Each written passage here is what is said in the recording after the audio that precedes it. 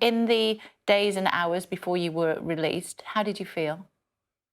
Thank you very much for having me. It's going back to this time is extremely hard.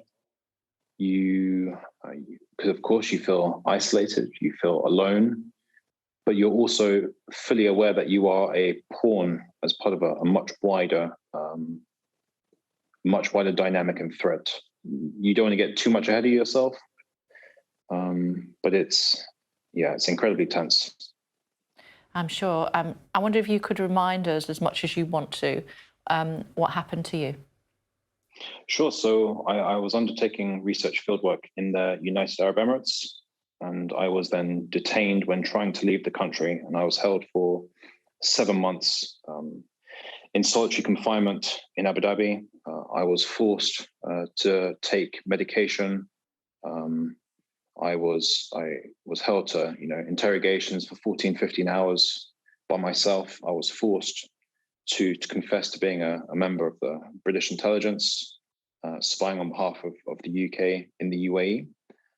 This, of course, was entirely false. I was denied access to a lawyer. I didn't see anyone for months.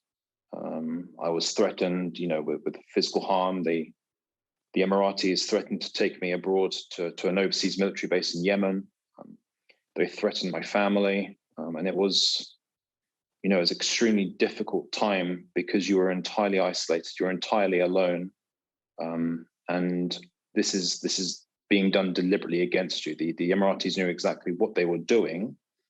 You are there as a pawn, but there has to be a degree of responsibility, both in my case and also in Nazanin's case, towards the UK government. What is the UK government? Why did they take so long to respond? Why did the former Foreign Secretary Boris Johnson, say, inaccurately that she was working on behalf of the British Council to teach journalists? He deliberately and inexcusably contributed to her condition, let alone the fact that in both our cases and many others, there's a failure of British policy to help protect British citizens abroad. I'm sure that the Prime Minister, now Prime Minister, would say that he didn't deliberately do that. He certainly misspoke, and it certainly caused significant hardship, continuing hardship for Nazanin. Hopefully she will be home very soon. We're still waiting to hear the latest news on that, but she is ever hopeful. When you get home, you have to start to process, don't you, what has happened to you? Do you still struggle with that? 100%. This is a process of constant repair. These injuries, these mental injuries, are not like breaking a leg. You do still have those mental scars, those emotional scars, when you are trying to, on a daily basis, get to a degree of stability and normality. You have a daily struggle from leaving your house to interacting with your family, maintaining those relationships. And I got help from an organization called Freedom from Torture, an extremely good charity in London, providing people in cases such as my own. It's a constant process, but you also have to accept that there is a new reality in your life, and it's not just for yourself; it's also for your family members, the people around you. There are lessons to be learned.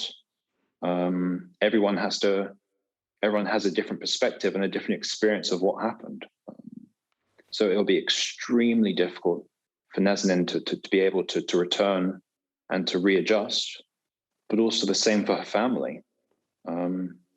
That they've spent all this time being in a constant state of threat, of worry, of anxiety, and having her back will be extremely difficult, to reintegrate. Time's passed.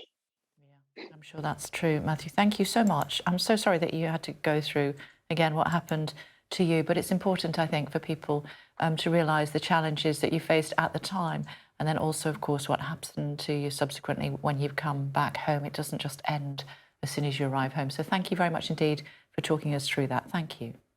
Yeah, no problem at all. Thank you very much for having me.